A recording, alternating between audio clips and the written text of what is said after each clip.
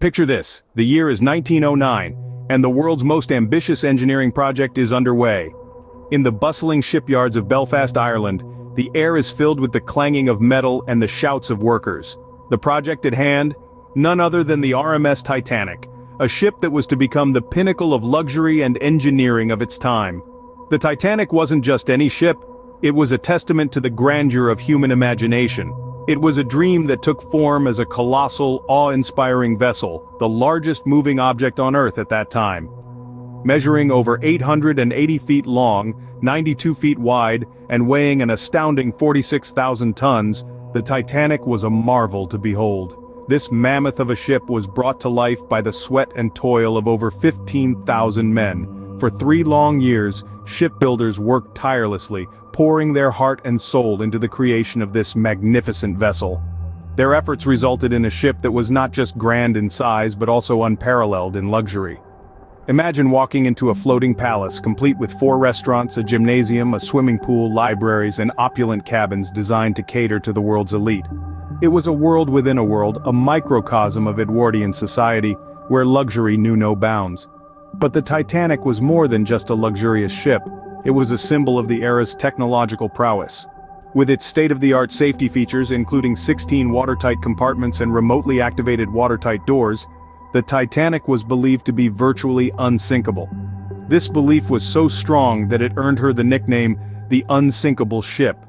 The Titanic was the embodiment of a dream of pushing the boundaries of what was deemed possible, of surpassing the limits of human ingenuity. It was a dream of creating a ship so grand, so luxurious, and so safe that it would forever change the way we looked at sea travel. In essence, the Titanic was not just a ship, it was a symbol of human ambition and technological prowess, a beacon of hope that illuminated the path to a brighter, more advanced future. And yet, this symbol of progress was destined for a tragic end, a fate that would turn the Titanic from an icon of human achievement into a symbol of human hubris. On April 10, 1912, the Titanic embarked on her maiden voyage, carrying the hopes and dreams of 2,224 passengers and crew. From the bustling port of Southampton, she set sail, a beacon of human achievement. The air was thick with anticipation, excitement rippling through the crowd. The Titanic was more than just a ship. She was a symbol of progress, a beacon of luxury. Among the passengers, there were tales of ambition, of hope, of longing. There was Margaret Brown, an American socialite who hoped to make a splash in Europe's high society. There was Benjamin Guggenheim, a wealthy businessman seeking adventure in the New World. There were countless others, each with their own story, their own reasons for stepping aboard the grand vessel. As the Titanic disappeared over the horizon, little did they know, they were sailing towards a tragic destiny. Life aboard the Titanic was a microcosm of the early 20th century society. The ship was a floating city, teeming with life and buzzing with activity.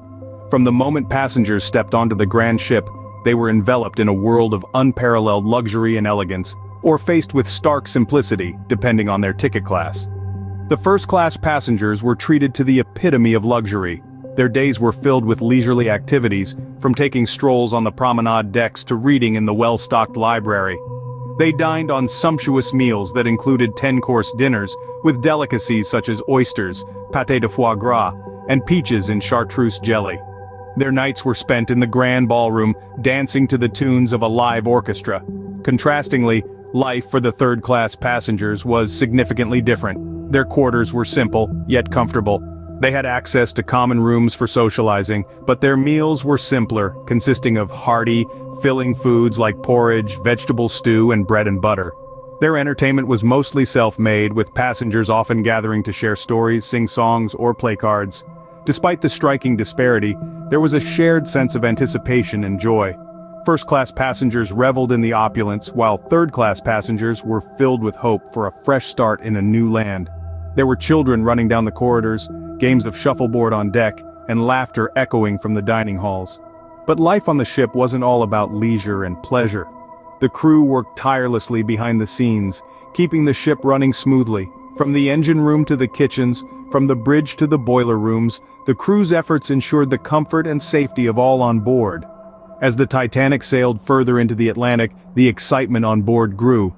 Each day brought them closer to their destination, each sunset a promise of the adventures that lay ahead. Yet, Despite the inequalities, everyone aboard shared a sense of excitement and optimism. Then, on the night of April 14th, the unthinkable happened. As the Titanic sailed through the pitch-black waters of the North Atlantic, an ominous shape loomed in the distance. It was an iceberg, a monstrous edifice of frozen water, silent and deadly. The ship, which had been cruising at near full speed, attempted a desperate maneuver to avoid the impending disaster. But it was too late. The iceberg grazed the side of the Titanic, causing fatal damage to the hull. The ship, once deemed unsinkable, had been mortally wounded. At first, disbelief echoed through the ship. The Titanic, the grandest vessel of her time, couldn't possibly be sinking, could she? But as water began to flood the lower decks, reality set in. Panic spread through the corridors, a chilling contrast to the earlier merriment. Meanwhile, the ship's officers and crew made valiant attempts to save the Titanic. They worked feverishly, using every means at their disposal to keep the ship afloat. But despite their heroic efforts, the Titanic continued to take on water. As the situation grew increasingly dire, the captain issued the order to evacuate. But here too, tragedy struck.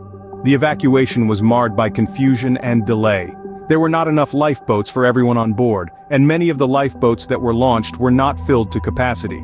The Titanic, once a symbol of human ambition and technological prowess, was now a sinking wreck.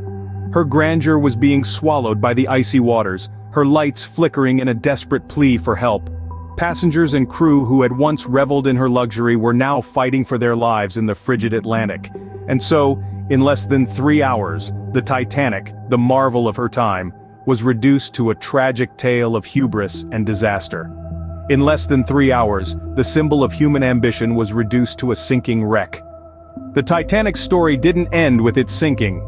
In the early morning hours of April 15, 1912, rescue ship Carpathia arrived on the scene, pulling over 700 survivors from the icy Atlantic waters.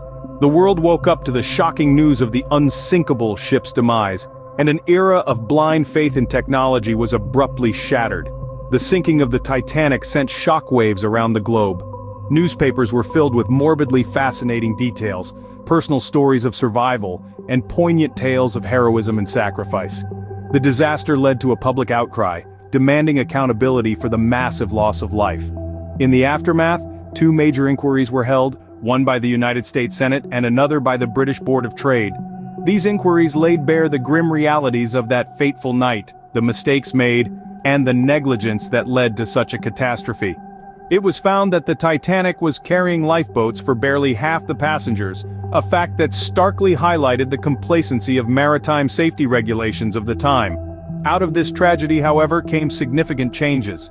In response to the disaster, the first International Convention for Safety of Life at Sea was held in 1912. Regulations were tightened, mandating sufficient lifeboats for all passengers on board and 24-hour radio watch on all ships. The Titanic disaster led to the birth of the International Ice Patrol, tasked with monitoring iceberg dangers in the North Atlantic, thus making sea travel safer in the decades to follow. But perhaps the most enduring legacy of the Titanic is the human stories it left behind. Stories of bravery, sacrifice, and survival. Stories of the ship's musicians playing till the end, of families torn apart, and of unlikely friendships forged in the face of disaster. Stories that have been immortalized in books, movies, and popular culture, keeping the memory of the Titanic alive even over a century later.